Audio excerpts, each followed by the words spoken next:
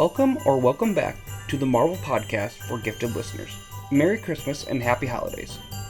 On this special bonus episode of the Marvel Podcast for gifted listeners, we're going to discuss Santa Claus and his place in Marvel Comics lore in a handful of stories featuring Father Christmas.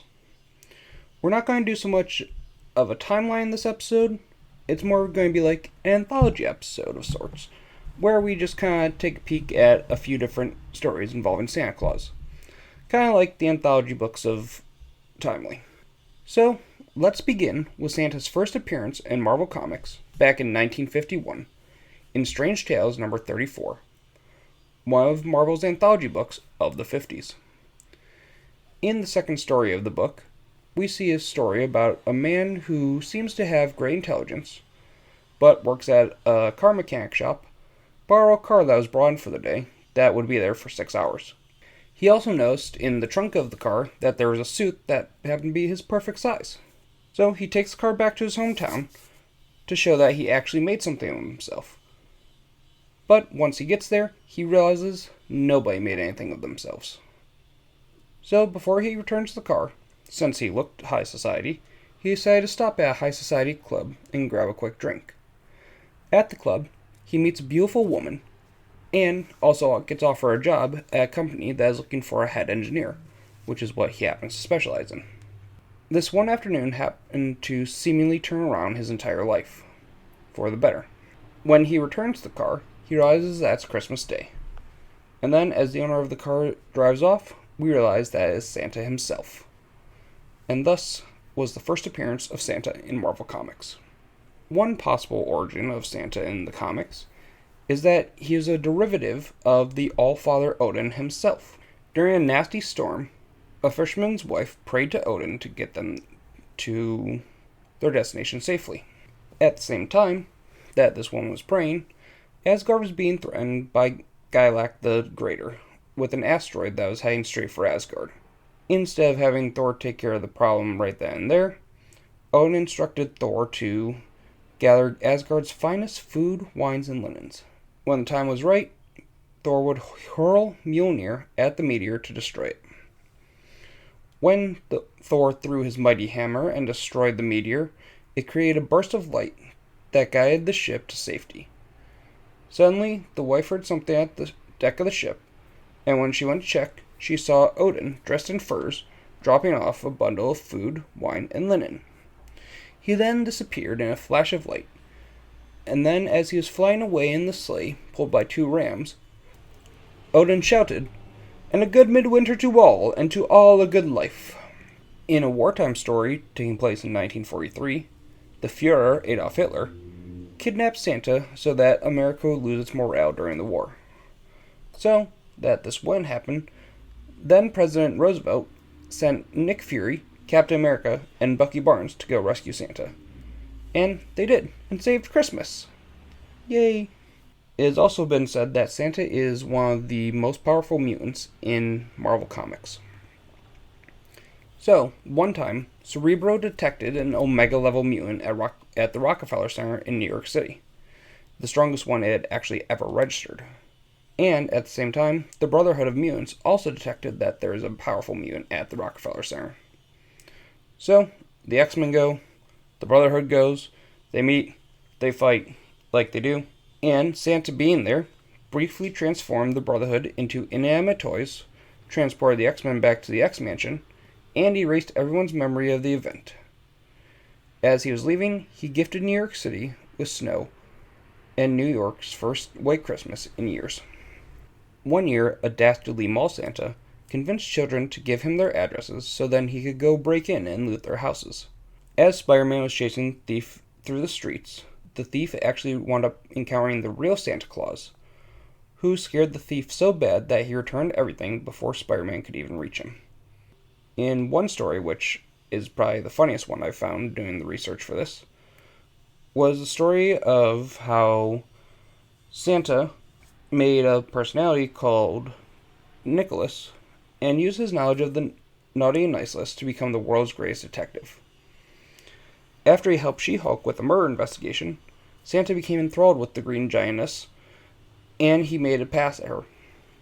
Well, Santa being a married man, his wife found out about this, and she shows up to corral in her husband, and she filled Jen's office with reindeer droppings, which is a little rude on Mrs. Claus' part, because why is it Jen's fault that Santa hit on her?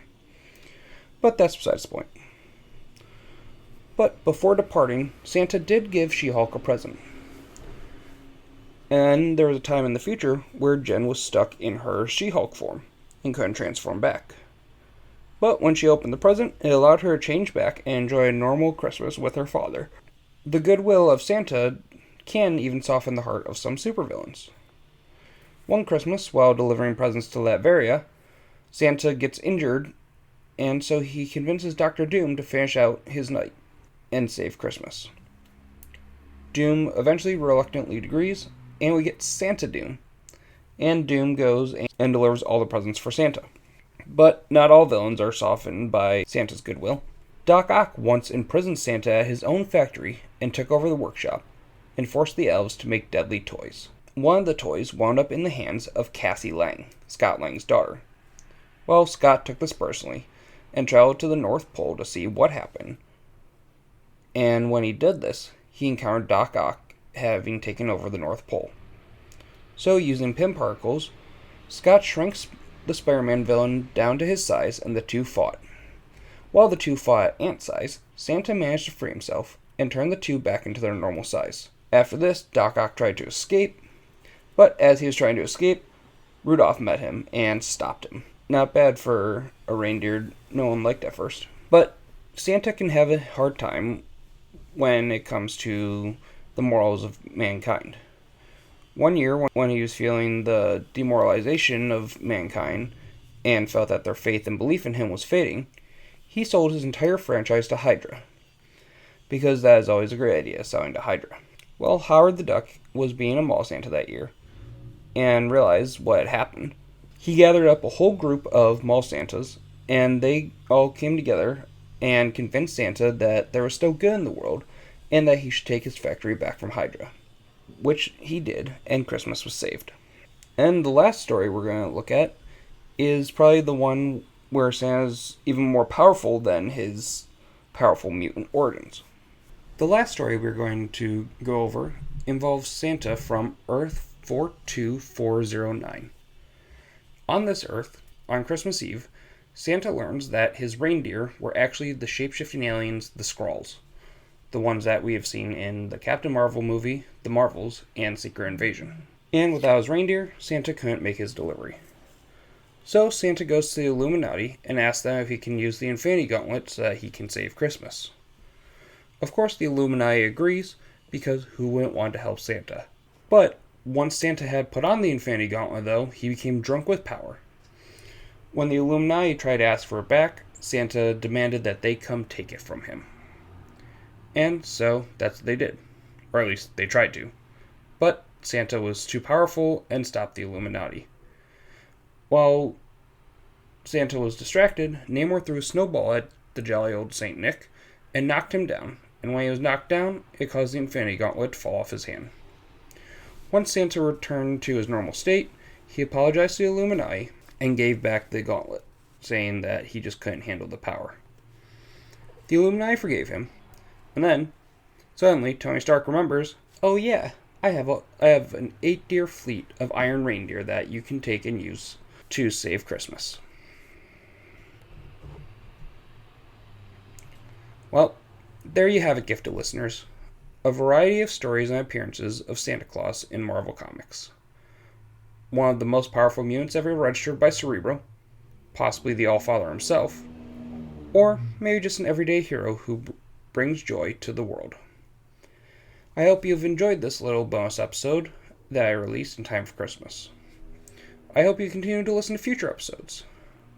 Now, let's look at the top 5 things we learned today about Santa in the Marvel Universe. Number 1.